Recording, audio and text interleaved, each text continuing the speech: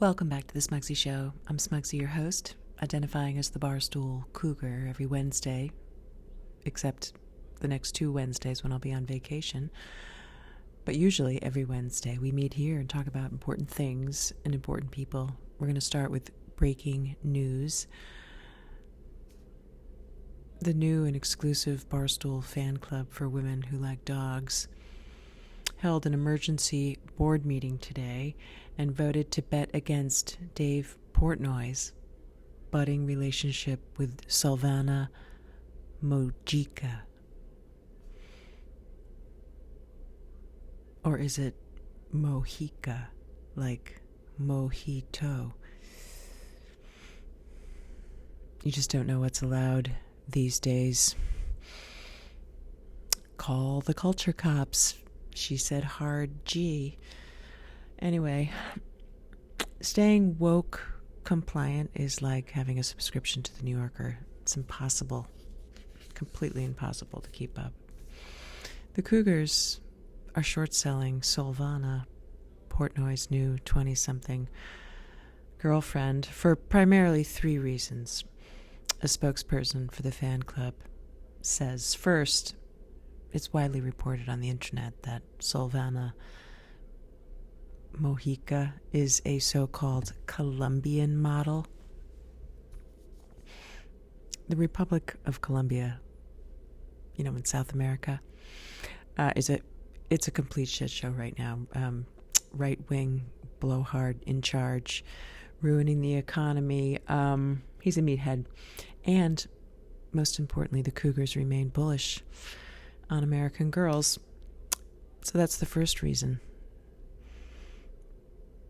By American. Second, even if Silvana is American, because apparently she is, or she might be, she's still risky. Risque and risky. Until there's a birth certificate, right? I mean, the risk of the rumors, shady offshore shenanigans that they're going to be spun by competitors of Barstool are going to tarnish the brand. Look what happened to DraftKings, right? They got involved. Their short seller, Hindenburg Research. Okay, that's exactly what's going on here. And we saw it coming. We saw it coming here on this show. Based on the research by the Cougar Finance Committee, we predict girls labeled Made in the U.S.A. on social media will continue to experience steady growth and increased market share so long as a lunatic does not occupy the White House. Finally, the final reason for short-selling Solvana is acrylic fingernails are disgusting, according to the press release. The level of fungus that grows underneath those claws is insane. You might as well hold hands, with the girl who cleans the bathrooms in the Wuhan lab in China, or, I don't know, run around Central Park and grab a hold of every public trash can lid that you can find and then maybe rub it in your eyes, rub your hands in your eyes. Acrylic, anyone with acrylic nails deserves to be shorted. Anyone with acrylic nails deserves to be shorted. They are COVID hothouses.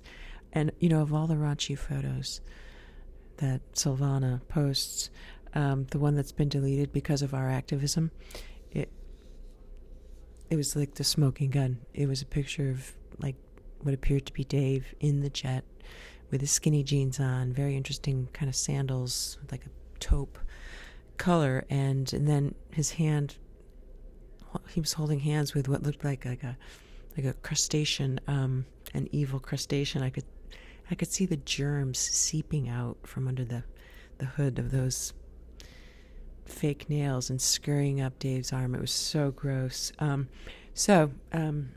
be more synergy, more revenue potential, and overall happiness, we believe, when Dave hooks up with a wholesome girl like the character Hannah in the movie Crazy Stupid Love. Okay, instead of Solvana, Hannah. Okay, Crazy Stupid Love is an industry leader in the rom-com space. And the Cougars are betting Dave Portnoy's love story will kind of go like parallel to the arc of the character in Crazy Stupid Love, Jacob Palmer, played by Ryan Gosling. We think Dave's Jacob Palmer, that genre. And in Crazy Stupid Love, Jacob Palmer, a man about town, gorging on Solvanas, made him sick, and he found he had an appetite for Hannah instead of Solvana. Hannah Solvana, who's not a slut or raunchy, and she's played so well by Emma Stone. So it's a fabulous movie with Steve Carell, Julianne Moore, Marissa Tomei, Kevin Bacon.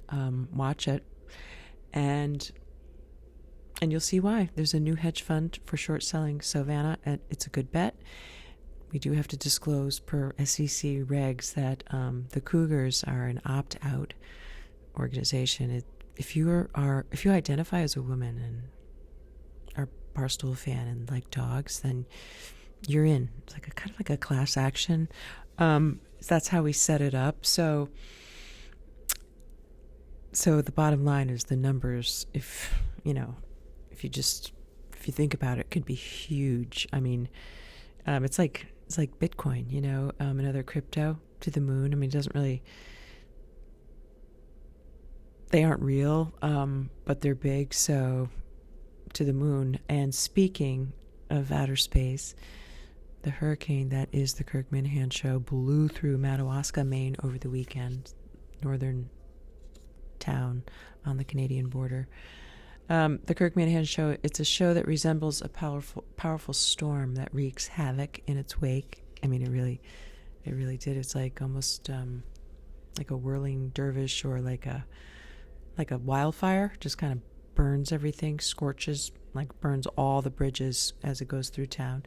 But the fans of the show, they're like storm chasers. So if Kirk Minihane's a hurricane, then the Minifans are the storm chasers. They get high on the excitement, and adrenaline builds on the chaos. No food, oh, no problem. No venue, no creative content. Whatever. It's a community with its own language and customs, like the people kind of like of the bush out back. The Minifans, they are like an indigenous people, kind of like locusts, but not really a swarm, a much smaller group. The town of Madawaska is still reeling. Rick wants to put it out of his mind altogether. The show looks horrifying on YouTube.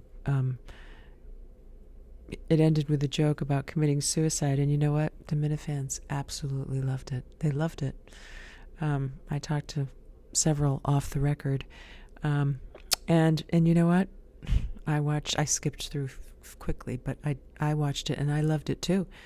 And my reason is, it was so bad. I mean, if you think that the production of this show is poor, this one, really, it's inspiration that a show can be that bad, that poorly produced, lacking in really any. Well, anyway, you get my drift. So I loved it. It's not that Kirk Minihane is like Jerry Garcia so much in The Grateful Dead, but it's more like people who eat liver and onions. It's a small group that, and what's gross is what keeps them together.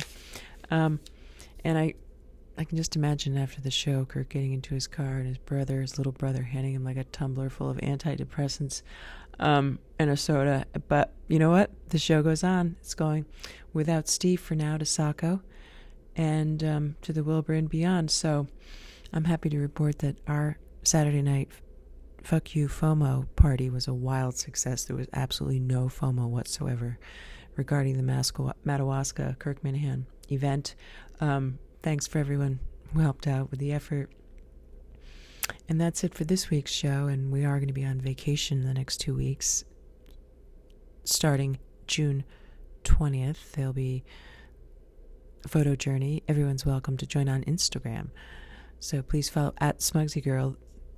The Smugsy Show on YouTube will be on vacation for 2 weeks. All are welcome to come along for the ride on Instagram at Smugsy Girl.